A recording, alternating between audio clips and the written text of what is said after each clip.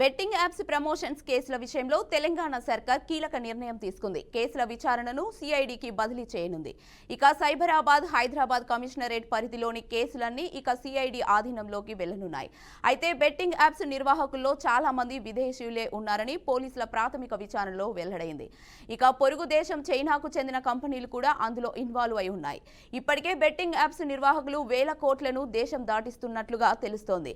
Apps ను promote చేసే సెలబ్రిటీలు, ఇన్ఫ్లుయెన్సర్లు, యూట్యూబర్లకు హవాలా మార్గాల్లో రెమ్యునేషన్ చెల్లించారనే ఆరోపణలు కూడా వెల్లువెత్తుతున్నాయి. ఈ నేపథ్యంలో తెలంగాణ సర్కార్ బెట్టింగ్ యాప్స్ పై సమగ్ర విచారణను అత్యున్నత దర్యాప్తు సంస్థ అయిన సిఐడికి అప్పగించనుంది.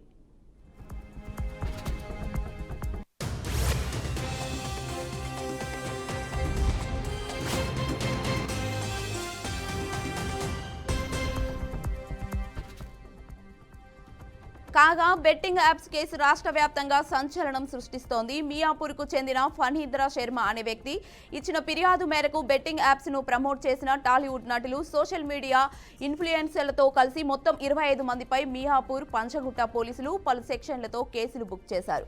అదేవిధంగా విచారణకు రావాలంటూ నోటీసులు కూడా జారీ చేశారు.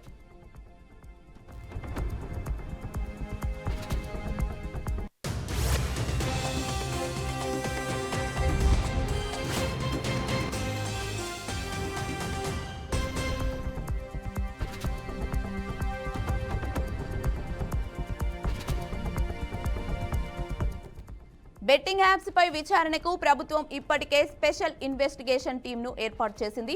సిఐడి చీఫ్ పర్యవేక్షణలో సిట్ పనిచేసేలా డీజీపీ జితేందర్ ఉత్తర్వులు జారీ చేశారు.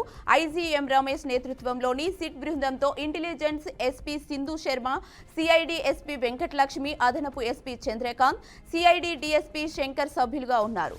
సిట్ భవిష్యత్ అవసరాల మేరకు ఈఓడబ్ల్యూ, న్యాయ, ఫోరెన్సిక్ నిపుణులు, ఇతర విభాగాల నుంచి సహాయక సహకారాలు పొందేలా ఉత్తర్వుల్లో వెసులుబాటు కల్పించారు. రాష్ట్ర వ్యాప్తంగా నమోదైన ఆన్లైన్ బెట్టింగ్ కేసులను SIT విచారిస్తోంది.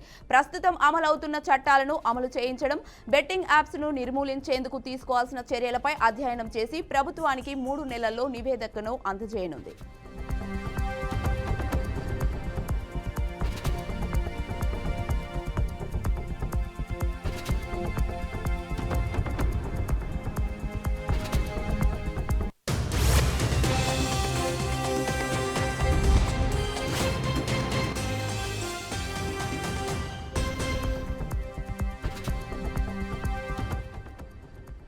Online money gaming platforms పట్ల అప్రమత్తంగా ఉండాలని ఇప్పటికే director general of GST intelligence హెచ్చరించింది.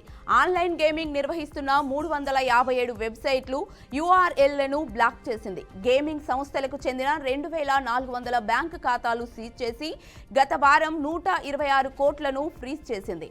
ఆన్లైన్ గేమింగ్, బెట్టింగ్లో పాల్గొన్న సుమారు 700 మంది ఆఫ్సోర్స్ సంస్థలైన ప్రస్తుతం డీజీఐ నిఘా ఉంచనుంది. అంతేకాకుండా విదేశాల్లో ఈ తరహా సంస్థలు నిర్వహిస్తున్న పలువురు భారతీయులకు చెందిన 166 ఖాతాలను బ్లాక్ చేసి 3 అదుపులోకి తీసుకున్నట్లు సమాచారం.